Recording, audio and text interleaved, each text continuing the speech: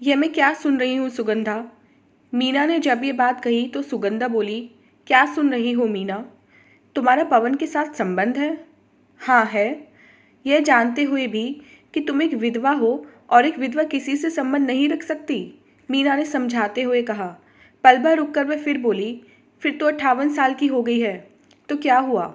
सुगंधा ने कहा, औरत बूढ़ी हो जाती है तो उसकी इच्छा नहीं जागती क्या? तू भी तो 55-56 साल के आसपास है।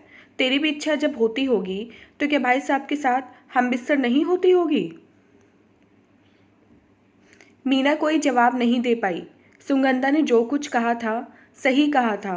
वह भी तो इस उम्र में हम बिस्तर होती है। फिर सुगंधा विधवा है तो क्या हुआ? आखिर औरत का दिल ही तो है। उसने कोई जवाब नहीं दिया। तब सुगंधा बोली, जवाब नहीं दिया तूने? तूने जो कहा सच कहा है, मीना अपनी रजामंदी देते हुए बोली। औरत अगर विधवा है तो उसके साथ ये सामाजिक बंधन क्यों? उल्टा सुगंधा ने सवाल पूछते हुए कहा।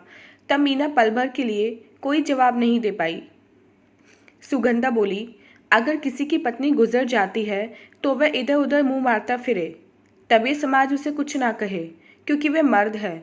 मगर औरत किसी के साथ संबंध बनाए तब वह गुनाह हो जाता है। तो फिर तू पवन के साथ शादी क्यों नहीं कर लेती? मीना ने सवाल किया। आजकल लिव इन रिलेशनशिप का ज़माना है, सुगंधा बोली। क्या दोस्त बनकर नहीं रह सकते हैं? ठीक है, तेरी मर्जी, जो आए वह कर। मैंने जो सुना था कह दिया, नाराज़ होकर मीना बोली। मगर तू 3 बच्चों की माँ है, वे सुनेंगे तब उन पर क्या गुजरेगी, यह सोचा है? हाँ, सब सोच लिया है। क्या बच्चे नहीं जानते हैं कि माँ के दिल में भी एक दिल छिपा हुआ है, उसकी इच्छा जागती होगी? समझाते हुए सुगंधा बोली। देखो मीना, इस बारे में मत सोचो। तुम अपनी लगी प्यास भाई साहब से बुझा लेती हो। काश ऐसा न हो, मगर तुम मुझ जैसी अकेली होती तो तुम भी वही सब कुछ करती जो आज मैं कर रही हूँ। समाज के डर से अगर नहीं भी करती तो मेरे भीतर एक आग उठती जो जलाकर तुझे भीतर ही भीतर भस्म करती। ठीक है बाबा, अब इस बारे में तुझसे कुछ नहीं पूछूंगी। तेरी मर्जी, जो आए वह कर, कहकर मीना चली गई। मीना ने जो कुछ सुगंधा के बारे में कहा है सच है। सुगंधा पवन के साथ संबंध बना लेती है। यह भी सही है कि सुगंधा 3 बच्चों की माँ है। उसने तीनों की शादी कर गृहस्थी भी बसा दी है। सबसे बड़ी बेटी शीला है जिसकी शादी कोटा में हुई है। सुगंधा के दोनों बेटे सरकारी नौकरी में हैं। एक सागर में इंजीनियर है तो दूसरा कटनी में तहसीलदार। सुगंधा खुद अपने पुश्तैनी शहर जावरा में अकेली रहती है। पवन सुगंधा का किराएदार है। वह अकेला रहता है। वह पॉलिटेक्निक में सिविल मैकेनिक पद पर है। उसकी उम्र 56 साल के आसपास है। उसकी पत्नी गुजर गई है। वह अकेला ही रहता है। उसके दोनों बेटे सरकारी नौकरी करते हैं और उज्जैन में रहते हैं। दोनों की शादी करके उनका घर बसा दिया है। यहाँ बड़ा सा मकान है सुगंधा का, जिसके 2 हिस्से किराए पर दे रखे हैं। एक हिस्से में वह खुद रहती है। पति की पेंशन भी मिलती है।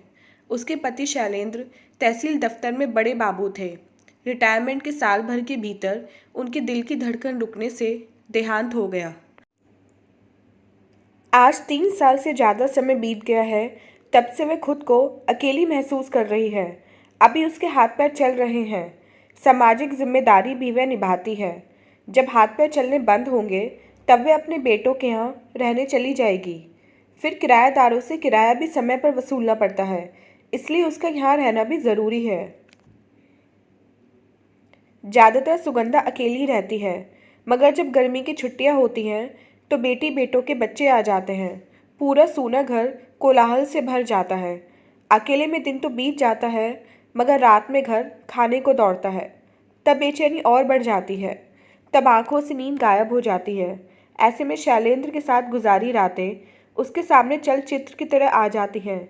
मगर जब से वह विधवा हुई है, शैलेंद्र की याद और उनके साथ बिताए गए पल उसे सोने नहीं देते।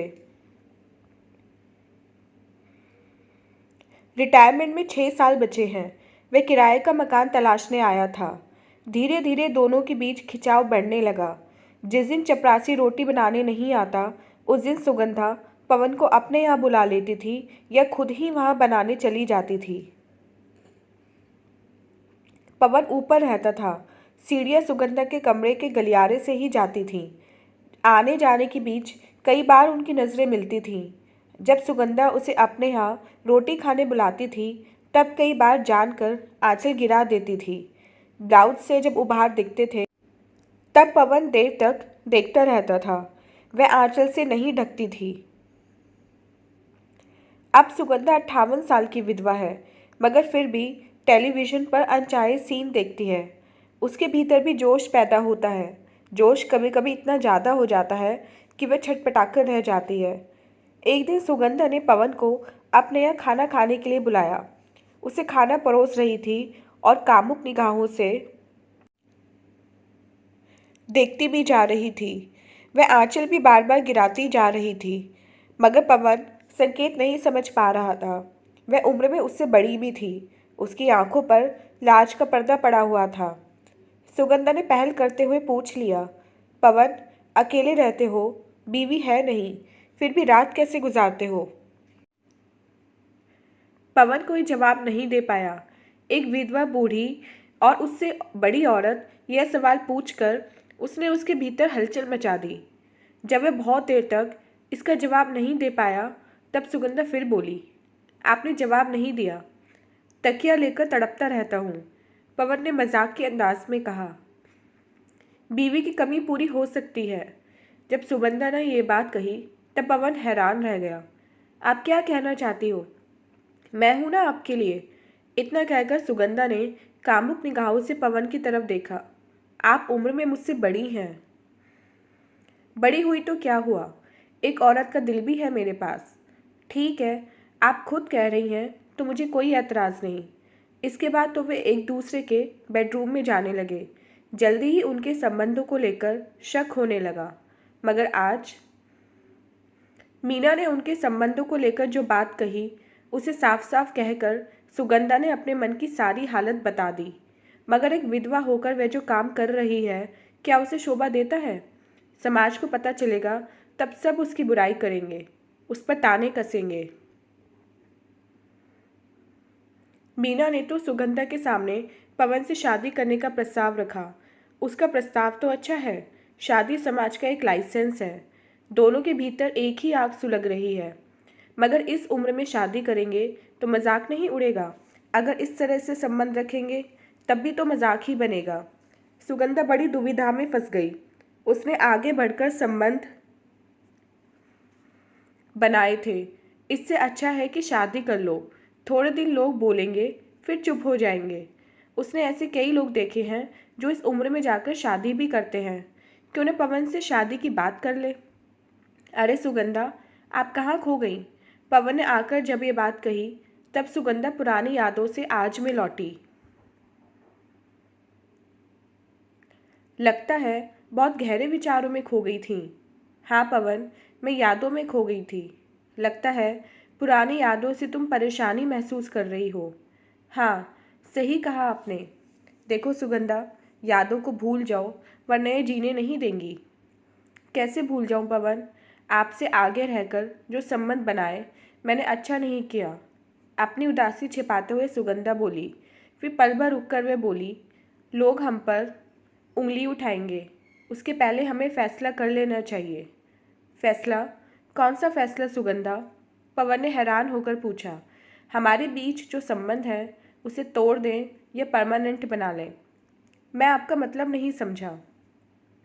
मतलब यह है कि या तो आप मकान खाली करके कहीं और चले जाएं, या फिर हम शादी कर लें।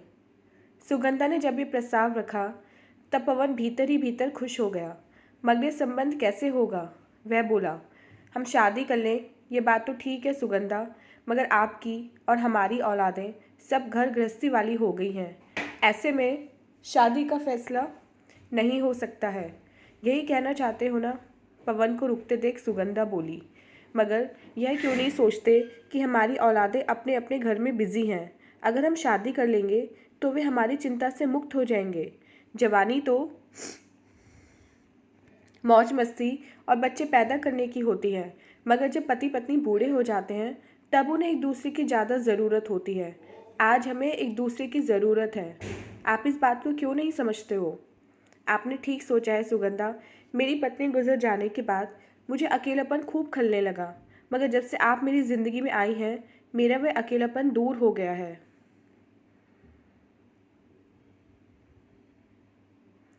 सच कहते हो, मुझे भी अपने पति की रात को अकेले में खूब याद आती थी। सुगंधा ने भी अपना दर्द उगला। मतलब यह है कि हम दोनों एक ही आग में सुलग रहे हैं। अब हमें शादी किस तरह करनी चाहिए, इस पर सोचना चाहिए। आप शादी के लिए राजी हो गए? बहुत सालों के बाद सुगंधा के चेहरे पर खुशी झलकी थी। वह आगे बोली, शादी किस तरह करनी है यह सब मैंने सोच लिया है। क्या सोचा है सुगंधा? अदालत में गुपचुप तरीके से खास दोस्तों की मौजूदगी में शादी करेंगे। ठीक है, मगर इसकी हवा किसी को भी नहीं लगनी चाहिए, यहाँ तक कि अपने बच्चों को भी नहीं। मगर बच्चों को तो बताना ही पड़ेगा, पवन ने कहा। जब हमारे हाथ पर नहीं चलेंगे तब वे ही संभालेंगे। शादी के बाद एक पार्टी देंगे जिसका इंतज़ाम हमारे बच्चे ही करेंगे। जब सुगंधा ने ये बात कही तब पवन भी सहमत हो गया। इसके ठीक 1 महीने बाद कुछ खास दोस्तों के बीच अदालत में शादी करके वे जीवन साथी बन गए।